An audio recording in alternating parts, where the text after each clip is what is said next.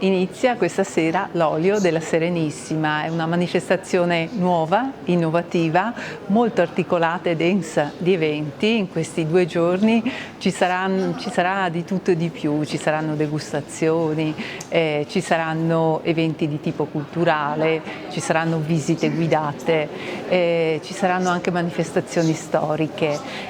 Domani sera in particolare avremo con noi i terracottai di Montelupo Fiorentino che daranno dimostrazione della loro arte, la direi proprio che è l'arte, e ci faranno vedere come fanno i loro pezzi di artigianato.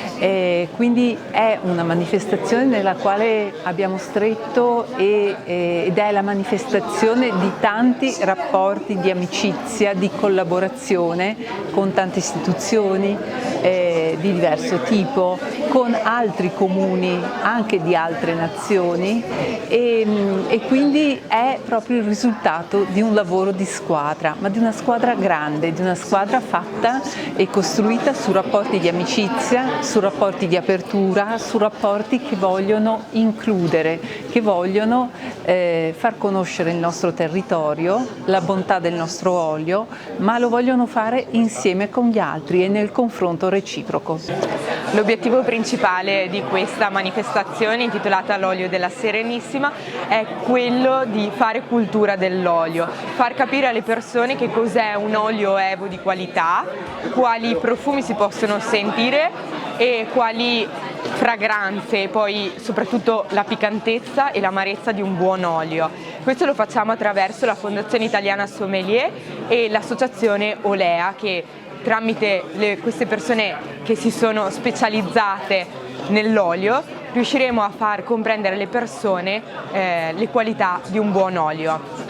Oltre a questo l'obiettivo è di aprire e di valorizzare Cappellamaggiore per un prodotto, un ottimo prodotto di qualità, oserei dire, ed è quello di farlo qui al Castelletto di Cappellamaggiore in collaborazione con l'associazione La Ruota, e di fare appunto promozione dell'olio attraverso il territorio della Repubblica Veneta. Gli oli sono 55, sono provenienti dalle regioni italiane, dal Friuli Venezia Giulia, dal Veneto, dalla Lombardia, dall'Emilia Romagna e dalla Puglia. Per i paesi esteri abbiamo Albania, Turchia, Grecia, Creta, Cipro, Croazia e Slovenia. Questi sono tutti i paesi partecipanti alla manifestazione. All'interno della manifestazione L'Olio della Serenissima ci sono ben 3 artisti che espongono le loro opere. Allora partiamo da Matteo Cocomazzi, che è uno scultore del legno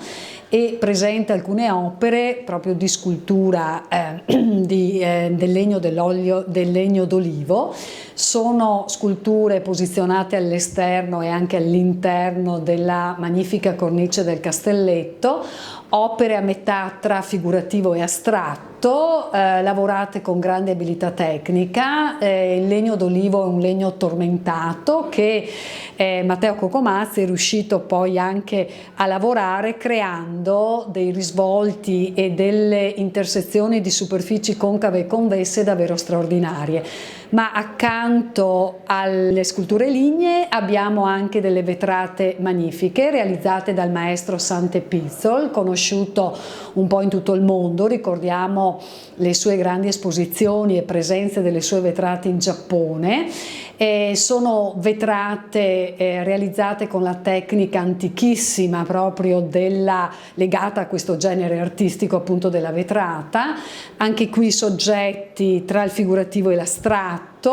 È una maniera bellissima di gravitare la luce, quindi di captare proprio la luce attraverso i colori così sapientemente combinati attraverso magiche tessere proprio mosaicate di vetro. E la mostra importante questa volta alla Galleria Gacma di Cappellamaggiore nel centro del paese, collegata sempre a questa manifestazione, del maestro Valentinuz Enzo. Enzo Valentinuz realizza delle opere molto belle utilizzando le pietre del Carso, pietre di diverse dimensioni che usate in colore naturale oppure pigmentate, che lui combina, associa secondo proprio lo stile di un mosaicista contemporaneo, utilizzando però, ripeto, queste pietre come elemento pittorico, e compone opere bidimensionali, anche tridimensionali. Notevoli sono gli arazzi carsici, queste splendide superfici tessute proprio di pietra.